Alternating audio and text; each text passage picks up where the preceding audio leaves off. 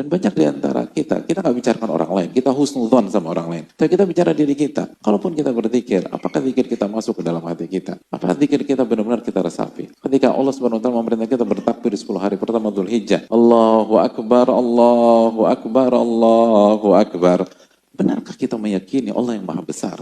Benarkah kita benar-benar beresapi bahwa kita ini kerdil, nafsu kita kerdil, emosi kita kerdil, kepentingan pribadi kita rendah di hadapan Rabbul Alamin? Gak ada apa-apa kita ini. Yang patut ditinggikan adalah Allah, yang patut dibesarkan adalah Allah, yang patut diprioritaskan oleh Allah Subhanahu wa taala. Benarkah kita meresapi hal tersebut? Atau kita hanya dengan lisan? Lalu apa bedanya kita dengan munafikin? Apa bedanya kita dengan orang munafik? Benarkah kita bertakbir dengan mengagungkan Allah Tabaraka wa ta'ala? Benarkah kita mentakbir dengan benar-benar merendahkan hati kita? Makanya hadirin, ketika inti atau salah satu esensi 10 hari pertama Dzulhijjah adalah takbir, lihat apa syariat yang Allah perintahkan, haji. Apa yang syariat yang Allah, syiar yang Allah perintahkan, berkurban. Orang tidak akan berkurban kalau dia merasa besar.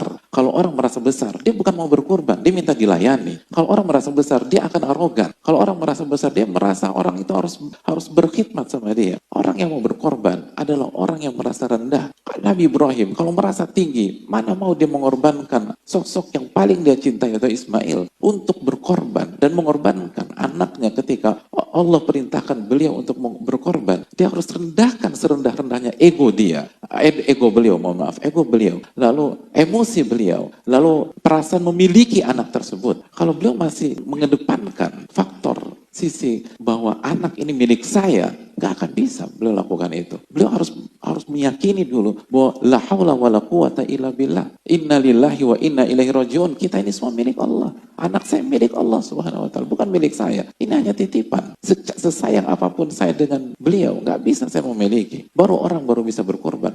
Dan ketika itu diwujudkan dan dibuktikan, baru Allah ganti dengan domba dari langit. Hadirin Allah muliakan. Ini tentang berzikir kepada Allah Subhanahu wa taala. Seperti apa kita berzikir? Seperti apa kita mengingat Allah Subhanahu wa taala? Dan ini yang membuat kita kan nggak tenang selama ini jika kita mengalami itu. Yang membuat kita berantakan bukan masalah kita, bukan ujian-ujian hidup kita, bukan itu, mana ada dalilnya. Yang membuat kita berantakan adalah apa yang Allah firmankan di dalam surat Thaha ayat 124, "Wa man a'rada 'an dzikri fa inna lahu ma'isyatan dhanka." Barang siapa yang berpaling dari mengingatku, maka dia akan hidup dengan kesengsaraan. Wa nahsyuruhu yaumal qiyamati a'ma, dan kami akan bangkitkan dia dalam keadaan buta. Qala rabbi lima hasyartani a'ma wa qad kuntu basira. Wahai Rabbku, kenapa engkau bangkitkan aku dalam kondisi buta? Bukankah pada saat waktu aku hidup di dunia aku bisa melihat? Qala kadzalika atatka ayatuna fanasitaha wa kadzalika al-yauma tunsa. Begitulah ketika ayat kami datang, Anda pura-pura tidak tahu, Anda melalaikan, Anda melupakan, Anda nggak punya awareness, Anda nggak punya perhatian, dan begitu juga hari ini Anda dilupakan oleh Rabbul Alamin. Hadirin Allah muliakan, ini masalah mengingat Allah.